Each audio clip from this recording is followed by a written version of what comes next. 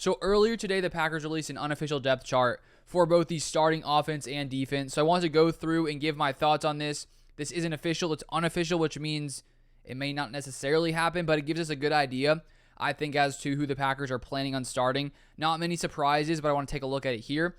So first off, at the receiver position, we have Allen Lazard, Sammy Watkins, and then Randall Cobb. And we heard Aaron Rodgers last week give his thoughts on who he thinks deserves to be the starters at wide receiver, and it was Allen Lazard, Sammy Watkins, and Randall Cobb, all guys who have been here or who have been in the league at least a little while. Sammy Watkins recently coming to Green Bay, but Lazard and Cobb, having that chemistry with Rodgers. Behind those guys at receiver, we have Dobbs, Christian Watson, Amari Rodgers as well, and Samori Toure. And even if those guys do start, I expect Dobbs to get some playing time, Christian Watson to get some playing time as well if he is able to play. And we're still uncertain as to Allen Lazard's status for Sunday's game. We don't know the extent to his injury or even what his injury is. We'll likely find out tomorrow on Wednesday whenever the injury report comes out, and I'll break down the Packers' first injury report tomorrow. It'll be interesting to see sort of when it comes to Elgton Jenkins, Bakhtiari, Lazard, a few of these guys who have injuries and we don't exactly know their status. So we'll see if they're questionable, doubtful, exactly what's going on coming into these next few days for the Packers injury reports. Then for our starting offensive line, we have Bakhtiari at left tackle, John Runyon at left guard, Josh Myers at center, Royce Newman at right guard, and then Elgton Jenkins at right tackle. And as long as these guys are healthy when it comes to Bakhtiari and Elgton Jenkins, this would make sense as a starting roster. If Bakhtiari can't play, it'll probably be Josh Nijman. If Jenkins can't play, it'll probably be Royce Newman right tackle, and then Jake Hansen at right guard, most likely. That's what we saw through lots of the preseason with both Elgton Jenkins and David Bakhtiari out. Then we have Mercedes Lewis there at tight end, Robert Tonyan behind him there, and then Josiah DeGuara and Tyler Davis. And then moving on to defense, we have defensive end Dean Lowry and Jarran Reed. Jarran Reed, of course, this offseason coming in from the Kansas City Chiefs. And then we have Kenny Clark at nose tackle. No shockers there. We have Devontae Wyatt backup, TJ Slaton backup as well, and then Jonathan Ford. And I feel like Devontae Wyatt, as the season goes on, will get some more snaps and hopefully build himself up to developing into a better player. It's still early. We haven't even had game one yet, so we'll see how much playing time the Packers give him. And then TJ Slaton has played very well in the preseason, coming into his second year.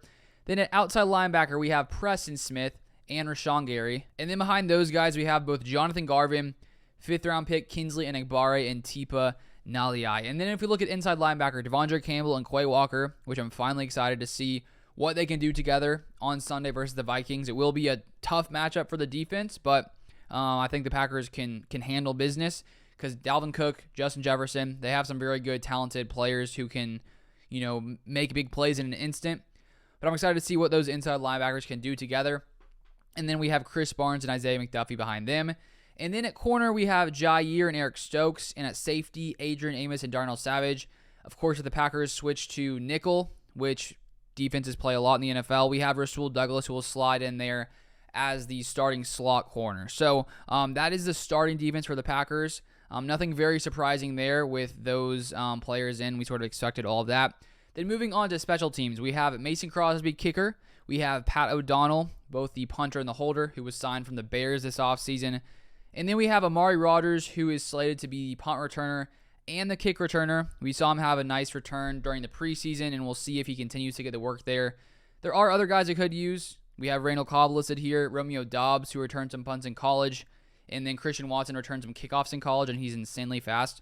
So who knows what's going to happen throughout the season. Maybe Amari Rodgers starts as a kick returner, and then depending on how he does, the Packers could, switch in different guys depending on what's working and what's not working. And then we have long snapper Jack Coco, who is the starter when it comes to snapping the ball on special teams. So those are all of the starters. Nothing really shocking there. Things we expected. The only thing to watch for will be these injuries coming this week. So it would be great if both Bakhtiari and Jenkins can play because we will be facing some pretty good pass rushers the Vikings have in Zadarius Smith, who we are pretty familiar with, as well as Daniel Hunter. So we'll see. We'll see later this week what happens there, but I just wanted to cover that. Thank you for watching. As always, I appreciate it. I'll be out later this week with lots more Packers videos, injury updates, previews of the game. I'll be sending out some more emails to my Packers email newsletter list, so feel free to sign up to that in the description down below. But that is all I have for this video, and I'll see you guys next time.